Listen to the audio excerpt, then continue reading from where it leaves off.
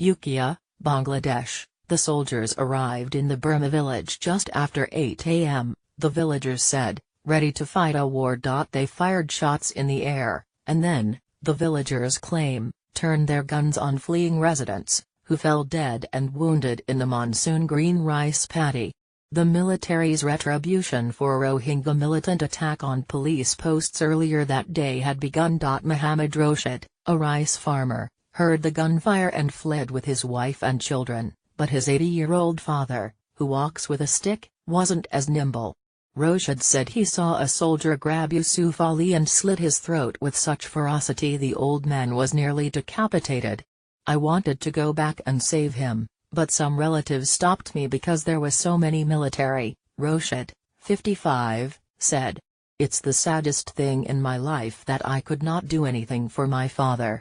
The Burmese military's clearance operation in the Maung Nu hamlet and dozens of other villages populated by Burma's ethnic Rohingya minority triggered an exodus of an estimated 389,000 refugees into Bangladesh, an episode the United Nations Human Rights Chief has called ethnic cleansing. The tide of refugees is expected to grow in the coming days. The newly arrived refugees, dazed, clutching their belongings, some barefoot in ankle-deep mud, have crowded out an existing camp and put up makeshift shelters. Others simply sit on the roadways, fighting crowds as large relief trucks fling down bags of rice or water. Rights groups say it will take months or years to fully chronicle the devastation they are leaving behind. Satellite photos show widespread burning, witnesses recount soldiers killing civilians, and the government itself said 176 Rohingya villages stand empty. No total death toll is yet available because the area remains sealed by the military. Nearly a dozen villagers from the Maung Nu hamlet who escaped recounted their last hours in their homes and the long journey that followed. They were interviewed for 2 days in Kutupalong refugee camp near the Bangladesh border, where they arrived last week. Fortify Rights, a Southeast Asia-focused human rights organization, estimates the death toll in Maung Nu and 3 nearby villages to be 150. I can't count how many, said Su Win, a 10th-grade teacher. We were all watching what the military did. They slaughtered them one by one. And the blood flowed in the streets. The latest wave of violence began August 25, when an emerging group of Rohingya militants, the Arakan Rohingya Salvation Army, attacked dozens of police outposts across Rakhine State, killing 12.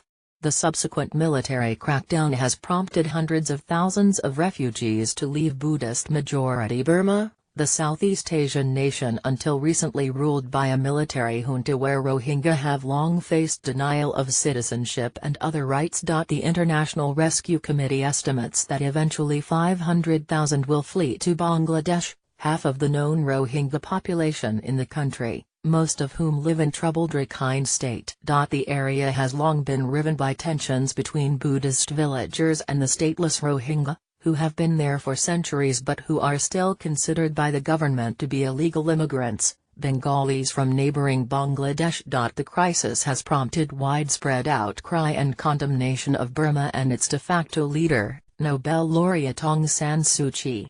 She and her government have said little about the plight of the Rohingya, except to reframe it as a national security matter as the new militancy has coalesced.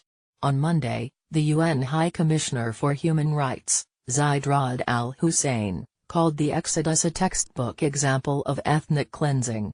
In Maung Nu, a tiny hamlet of about 750 houses that sits along a narrow stretch of the slow-moving Maiu River, the Rohingya had long lived in relative calm, sipping tea with their Buddhist neighbors, villagers say. But their peaceful coexistence ended on when Rohingya insurgents launched their attack on police posts. The military crackdown has continued unabated since then, black smoke scudding across the skyline visible in southern Bangladesh even this past week. Mohammed Shoaif, 23, an auto mechanic, said on the first day of the assault he and his family had just finished their morning prayers and were preparing rice when 3 soldiers appeared in the yard, announcing their arrival with a strafe of machine gun fire and telling them they had to leave their homes immediately. They said, "You Bengalis come out from the house." "You can go anywhere you want, but you can't live here," Shoaib recalled. He and his family members scattered, and he stopped to help his neighbor Muhammad Rafiq, 17, whose right hip had been run clean through by a bullet, back to front. They ran through a mob looting homes and soldiers setting fire to other dwellings with shoulder-fired rocket launchers. Many took refuge in the jungle, where the dense foliage, thick after the mow,